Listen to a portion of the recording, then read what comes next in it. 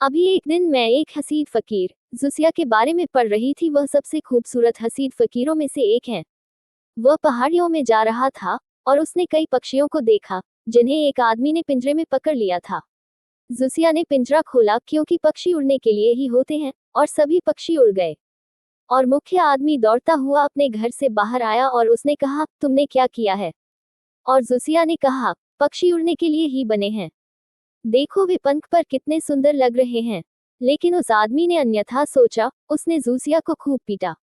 उसके पूरे दिन का काम नष्ट हो गया था और वह बाजार जाकर पक्षियों को बेचने की आशा कर रहा था, और बहुत सारे काम करने थे, और अब जूसिया ने सब कुछ नष्ट कर दिया था। उसने उसे बहुत अच्छी पिटाई की, लेकिन जूसिया हंस रही थी और जूसिया आनंद ले रही थी और वह उसे पीट रहा था।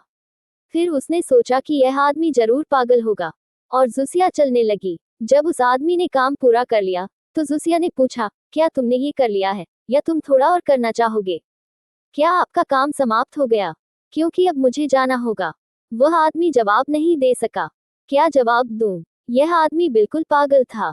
और जूसिया ने गाना गाना शुरू कर दिया।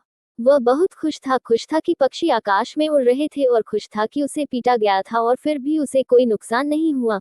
खुश था कि वह इसे उपहार के रूप में प्राप्त कर सका। खुश था कि वह अभी भी भगवान को धन्यवाद दे सकता था। कोई शिकायत नहीं थी। अब उसने स्थिति की पूरी गुणवत्ता बदल दी थी। ये सीखना होगा। धीरे धीरे आदमी को इतना व्यापक हो जाना है कि सब स्वीकार हो जाए। हाँ, मृत्यु भी तभी गीत फूटता है। हाँ, अंधकार भी तभी प्रकाश आता है।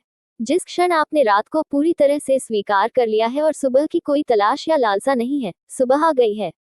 यह इसी तरह आता है। यही इसके आने का तरीका है।